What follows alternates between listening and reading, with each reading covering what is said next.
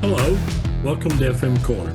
I'm Danny Koontz, Director of Relationship Management for Windy City Equipment, and today we're going to speak about part 2 of lessons learned. Last week we spoke about 3 items, lessons learned, first being healthy relationships and how important that is. The second was kind of staying true to yourself and true to the people that you work with. As people move up the ladder of a company, sometimes things start to shift, and things that were very important to them once are not as important now. And how important that is to stay true to that and cause that out if you're seeing it from someone you've worked with for a while. That, again, values don't change, things like that, as people move up the ladder toward the top. And then the third one was, this is no easy business. There is no easy business, but for sure, facilities and facility management, whether you're on the facility manager side or the vendor side, is not easy. So those were the 3 we spoke about last week. Today, we're going to speak about 3 more. And the first one is solving your problems. Many people, and it's very strange, but many people don't want to necessarily solve their own problems. They want to come to someone and say, I have this problem. What do you want me to do? And if you give them information or advice or what you think direction should be, usually one of 2 things is going to happen. They're going to go back and they're going to put in the program or the suggestion that you gave, and that will be fine until the first time something doesn't work. And the first time that it doesn't work, they stop and go, well, that didn't work. What do you want me to do? The other thing that happens is you give clear direction on what you believe the answer is to their question or to their problem. Maybe they don't 100% agree, but they don't say anything, so they don't necessarily buy in. So again, the first time they run into any sort of trouble, they just stop. They don't try to figure things out themselves. One of the things you can always do is when someone walks into your office or calls you or anything like that and says, I have a problem, what do you think I ought to do? 2 questions. What have you already done to try to solve it? And second of all, what else do you think you should do to try to solve it? Turn that question around. Don't just give them the answer, okay, do this, do this, do this, and it'll be fixed, because that may not be it. And the biggest part of that is they don't learn anything. They're just following direction directly from you. So again, what would you do, or what have you done, and what happened that didn't allow that to work? That there needs to be a learning process through the whole thing. Otherwise, people are just taking direction, and then the first time they come, they go, I just did what I was told, and that's all I can do. And there's no thought process from them. So turn it around, ask them questions, help try to get them to figure out what it is they need to do on their own without you specifically telling them. Leading them to it is great. Just don't tell them, go do this and your problem will be solved. That will make it easier.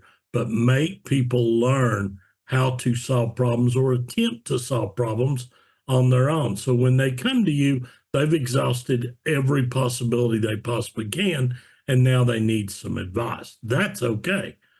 But don't do it for them, because that just leaves them with a crutch that they can always come to you every single time, and they don't figure it out on their own.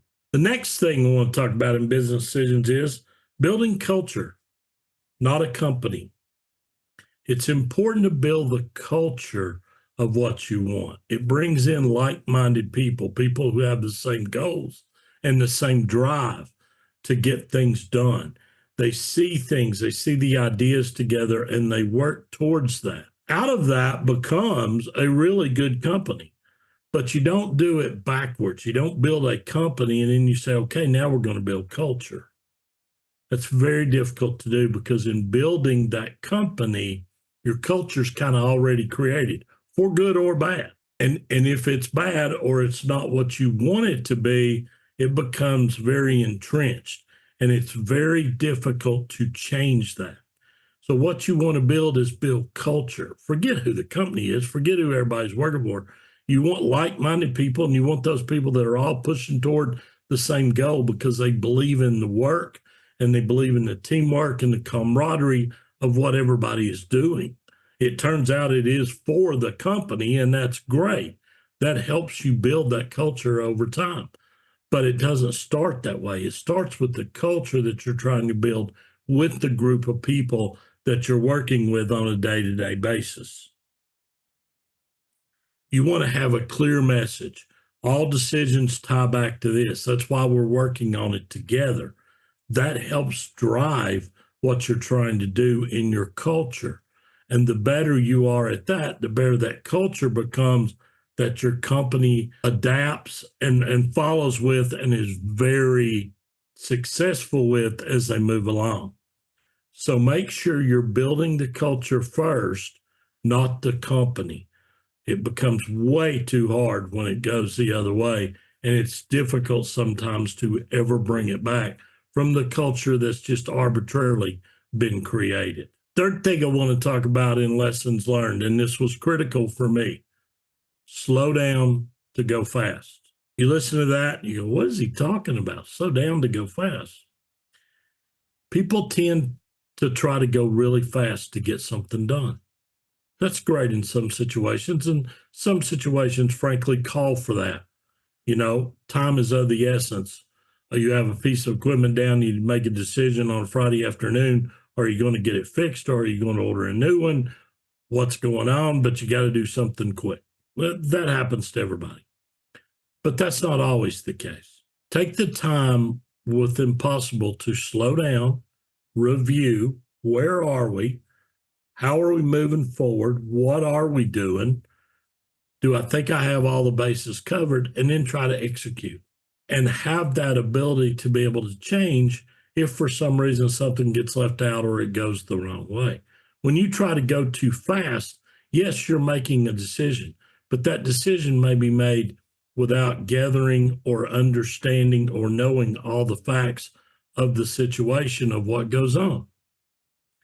And when you don't do that, many times it's very difficult to move forward because you're spending all your time backing up and you're going back to fix things or handle issues that could have been taken care of if you'd spent a little more time. So you want to slow down. You still want to be efficient in your decision making and what you're doing, but slow down and try to gather the full picture of what's going on. It's kind of like sending somebody to the grocery store, and normally you spend $100, $150 at the grocery store, and this particular week you give them $40. What do they do? Nothing? Because they're not sure what to do? Or you give them $40 and they're going to go figure out what it is that needs to be done. They're going to think about it and they're going to evaluate. They're not going to take that quick answer, just says there's nothing I can do here. No, that's a fast answer. They're going to say, okay, this is how much money I have. Now let's work from priorities. What are the things I have to make sure that I spend this amount of money wisely and it works? So slow down, try to gather all your thoughts, try to speak to others if you need to, get all the pertinent information that you need, and then make a decision and execute it and do it in an efficient manner. That's the best way to do it. So slow down to go fast. So that's part 2 of our conversation today on lessons learned and business lessons throughout careers. I hope that helped. Again, join us next week when we will speak on part 3 of business lessons. Have a great day. Thank you so much for listening.